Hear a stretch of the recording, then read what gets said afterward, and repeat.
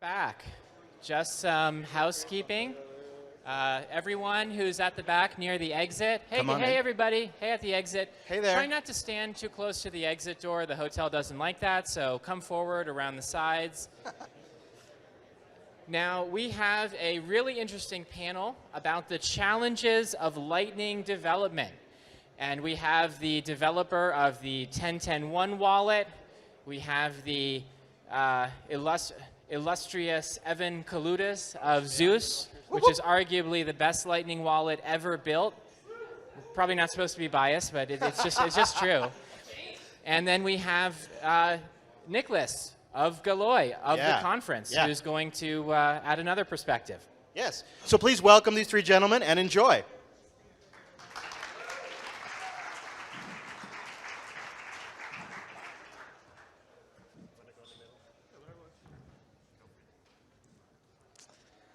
Hello.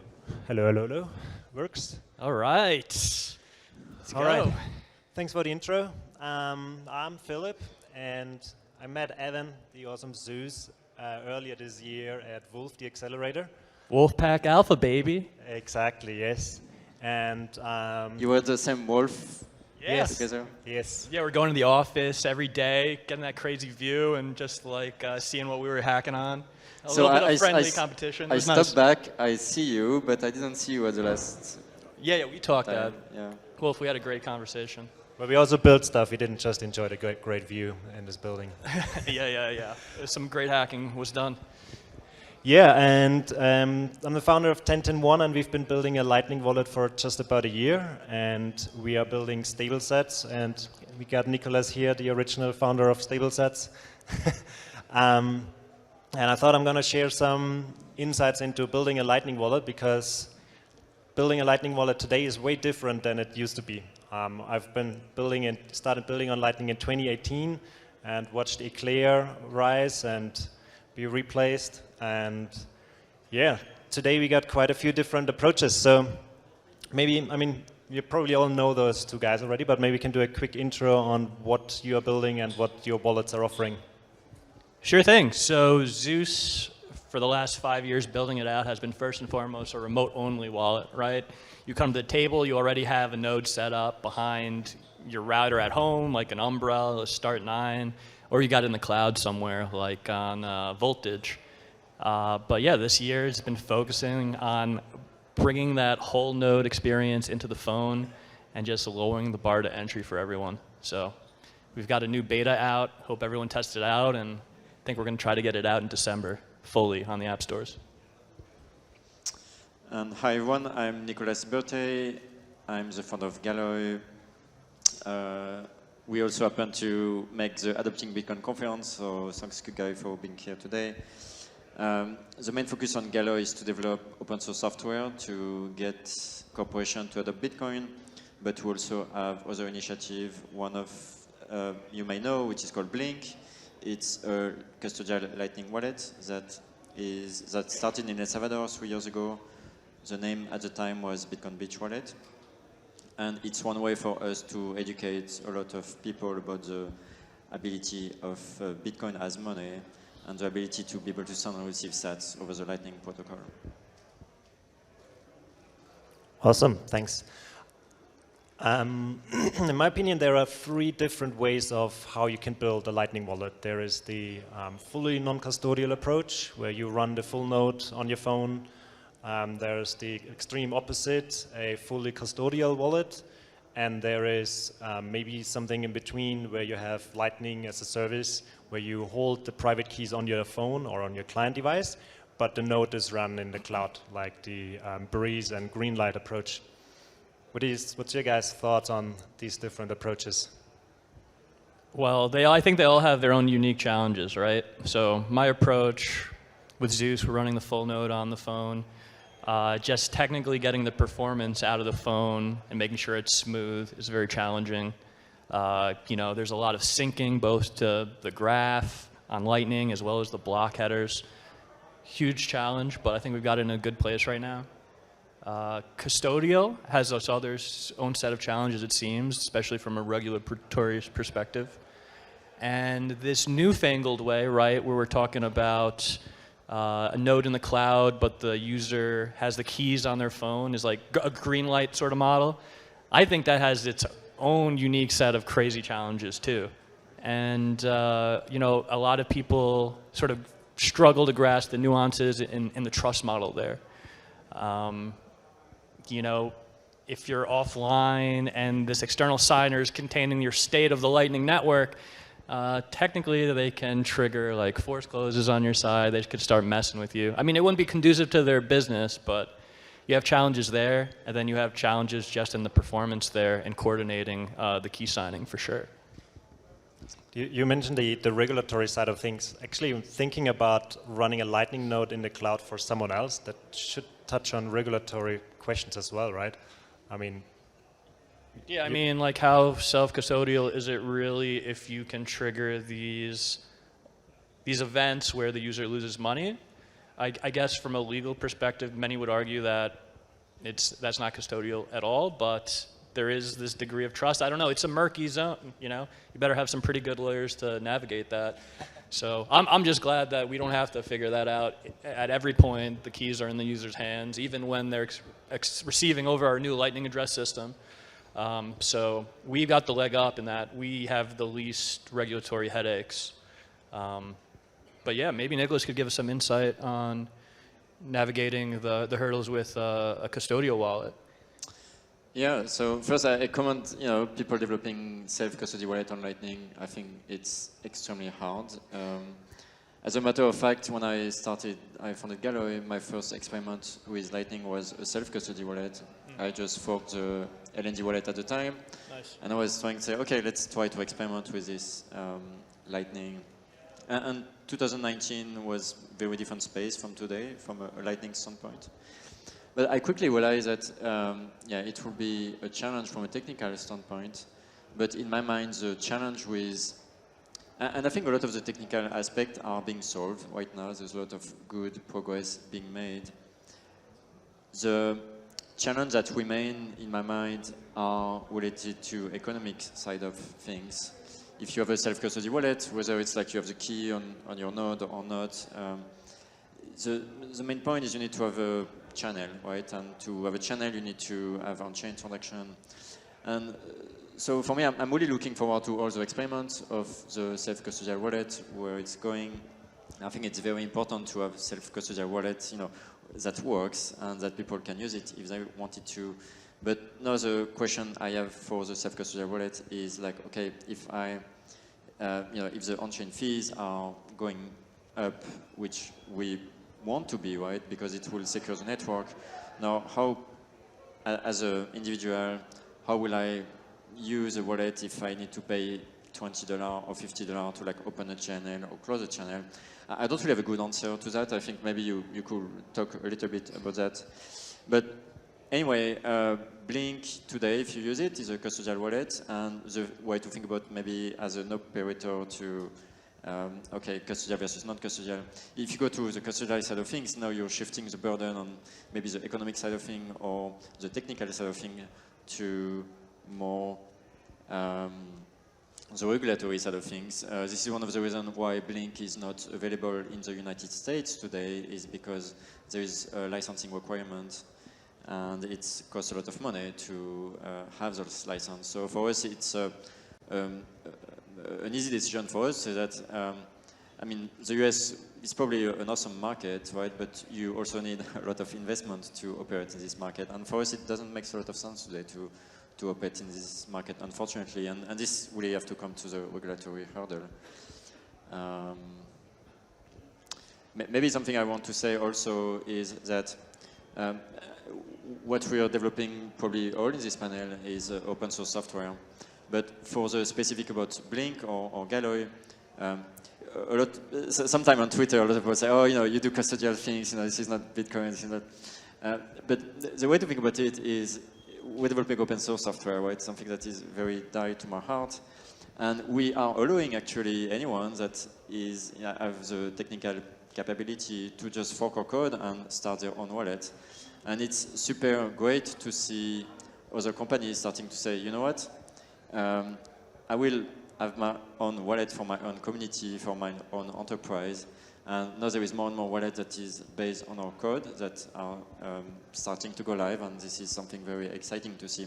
And my answer to all the maybe people saying on Twitter like, you do custodial solution, that's not interesting, or that's not Bitcoin, or something along these lines. Like, look, there's a lot of wallet now that use the code I wrote that they run it on their own server. I don't have access to the key. For me, it's like it's a self-custody at the level of the community, which I think is very exciting.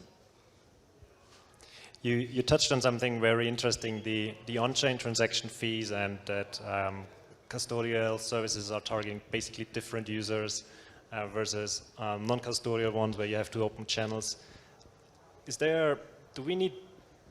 Are there enough Lightning wallets out there? Do we need hundreds of different Lightning wallets for each different type of users, or is there like a one-suit-all Lightning wallet?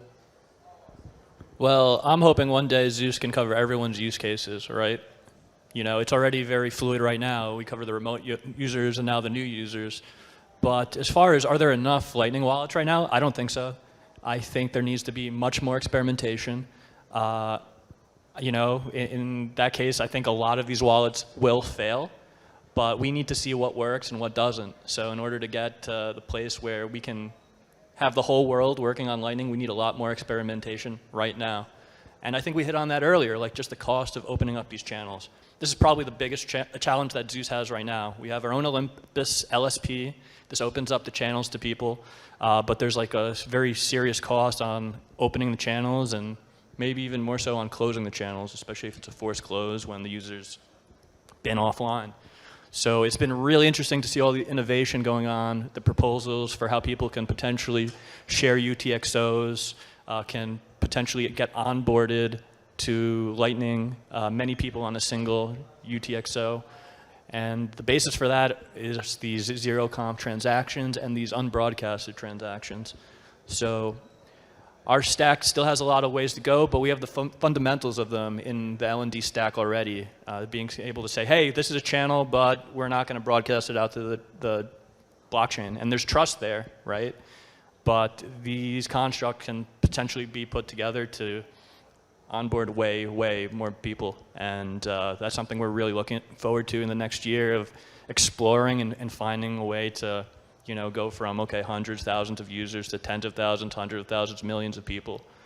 And we don't really have a clear solution yet, but I'm really, really grateful for all the discussion and the proposals now, from coin pools to stuff like ARC. We're going to see which ideas hold weight, and we got to put them out into the wild and really try them out to see if they are sustainable. Yeah, I mean, a lot of money was raised last year for Lightning, something like $500 million, and I think it's leading to a lot of different experiments, which is great. Like, I think we need experiments, but I think this is also happening. So I have no, on my end, on the entrepreneur side, I mean, we would welcome more developers, but there is already like hundreds of companies focused on Lightning, and if you step back a few years back, like it's great to see, I think, where the energy is at, the growth. So I'm not too worried about the fact that we may have not enough Lightning experiments. I think it's going well, in my mind. Speaking about experiments, you at Galoy, you started stable sets, which I really like, because you are stable in US dollar terms, but you can transact on Lightning, so it's actually sats. I think that's how the future will evolve. You have different Lightning wallets offering different features, targeting different users. So everyone still can use Bitcoin, can still transact on Lightning, but you can remain stable in USD. 10.1 offers the same thing, but non-custodial, which means there's a different risk attached to that. And then we got the full non-custodial approach with a Lightning wallet on the phone. Do you see any other features what Lightning wallets should offer what we don't have today?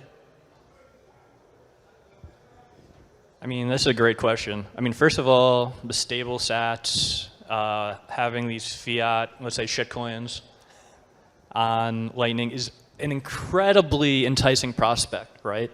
And I think that really shines when you have people transacting on the Lightning network, and they're dealing with different currencies, right? Like, let's say someone just got onboarded and they are using their local currency, they're using dollars, and they're able to use those dollars to pay my invoice on Lightning, and I don't have to touch the shitcoins at all. Like, that is really cool. So you take that, you also add the prospect that a user can just swap from those dollars, from those shitcoins to Bitcoin and have an ultimate onboarding experience. Like, that is really cool. And I'm really excited for that to be pushed to its limits. But other functionality, I would say that there's a lot more work to be done to see how we can use Noster to really supercharge our apps. And we think that we've done some pretty cool stuff in the new Zeus beta with our Lightning address attestations being done on Noster. So this network can be used not just for a distributed social media platform of sorts or a protocol, but we can use it to enhance the communications between our different Lightning wallets and help facilitate transactions and help keep sort of these trusted intermediaries in check. So I'm really excited to see more experimentation on that front. On my end, I don't think we need a lot more things beyond adoption. I think the way I look at it, the stack that we have is good for getting broader adoption. Now we just need maybe the education side of things. Just maybe to dive into StableSat a little bit more, why we decided to do it and why I believe it's indeed a key feature of Blink. So if you think about the Bitcoin law in El Salvador, it happened like Q4 2021, which is also the all-time high of Bitcoin price. It's basically the worst time to onboarding people to Bitcoin, right? Because if they onboarded and the price is at $60,000, now the next thing you know, a quarter or two later, they lost half of their money and they think like Bitcoin is, they get scammed by it. And it's just like, okay, they need to learn what volatility is. And if you never have a bank account, the concept of, volatility is something that may be foreign to you. And so the idea of StableSat is to say that, look, we want to use Lightning as a payment system, but we don't necessarily want to subject the individual to the volatility of Bitcoin, right? It's really separated, store value, number go up on one hand, that is maybe the main narrative in the United States or Europe, to like the payment side of thing over Lightning. And it's to say that we could separate those and we could onboard merchant to Lightning, but at the end of the day, their accounting is dollar. And if we do that, like, we can get merchant adoption at a broader scale, which is something very, very important to be able to build that circular economy. And then when the merchants understand a bit more Bitcoin, Lightning, the power of digital payments, then maybe if there was a power to sell, they can move some of this amount to Bitcoin wallet instead of like the StableSat wallet. But I think StableSat is one of the key features that we have on the Blink wallet to drive adoption, particularly in El Salvador. I want to get a bit into the tech. So if someone wants to start building a Lightning wallet or add Lightning wallet into their app, there are different ways today. There is LND, there is LDK, there is C Lightning, and there is, I think, Blink is a complete custom implementation, or are you? LNG. Sorry? We use LNG. You use LND, right. What's your recommendation if someone approaches you and says, hey, I want to build a Lightning wallet? What do you throw at them? That's a loaded question. I mean, are they willing to open up channels to all their customers? Do they want to offload it? I mean, hell, I'll take their customers if they need channels open to them. But there's challenges depending on the approach, and you got to know what kind of customer you're targeting. So for a lot of people, I think the Greenlight approach is going to be really appealing. Just the way that they're going with their SDK, the way that you could have one wallet somewhere and just be able to bring that balance somewhere else is super appealing. Yeah, maybe you don't want to actually have the node running in your app at all because there's added cost to that. It really depends. What is the job you're ultimately trying to do? Is it first and foremost Lightning wallet that you're trying to build, then maybe you want to give the full node. Maybe you want to have a full LND node in there with some modifications like we did. Is the Lightning functionality secondary? Is your main app something else and you just want them to interact with Bitcoin? Then maybe one of these other approaches work better off. So I would say it really depends.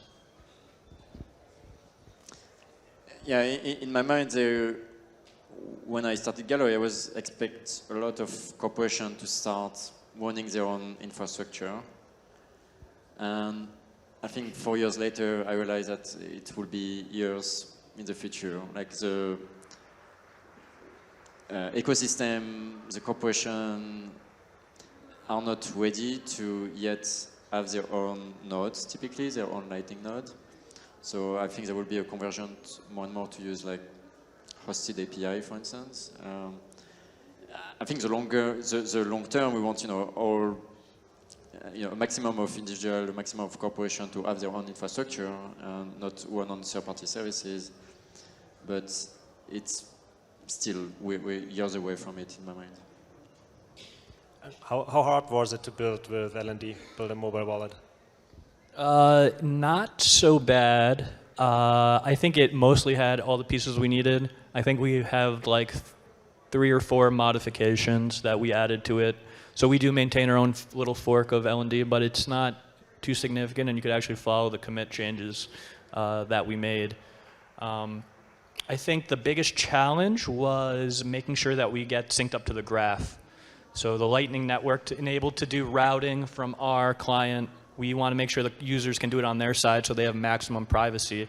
This requires you to have the whole download of the Lightning graph. And this is in the ballpark of, I don't know, the way it's formatted on our side, about 100 megabytes. So instead of having users go and download all this data peer-to-peer and leave their phone running before they have a full view of the network, we had to have a mechanism that downloads that graph for them. So that's probably the biggest change that we needed with how we designed it. But other than that, just having the full functionality of LND was really something we wanted, because many of our existing users were coming to the table with that remote node already, and we wanted the embedded node users, the newbies, to be able to have all that functionality and be familiar with what you could do with it. So we really love the architectural decisions that we've made, and we're going to be rocking with LND for quite a while.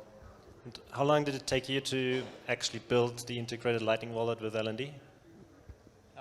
So prototype took about a month, and we've been iterating on it for, I don't know, let's say the last 4 months, and it's in a great spot right now. Just very small things we're ironing out, some configuration changes, and we are fully intent on shipping the full thing early December.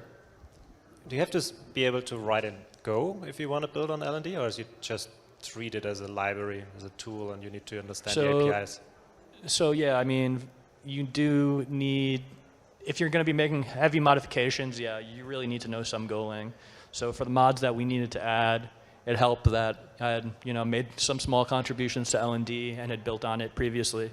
But generally speaking, the LND APIs are just so fluid and easy. I think that's why they were able to attain such big market share early on.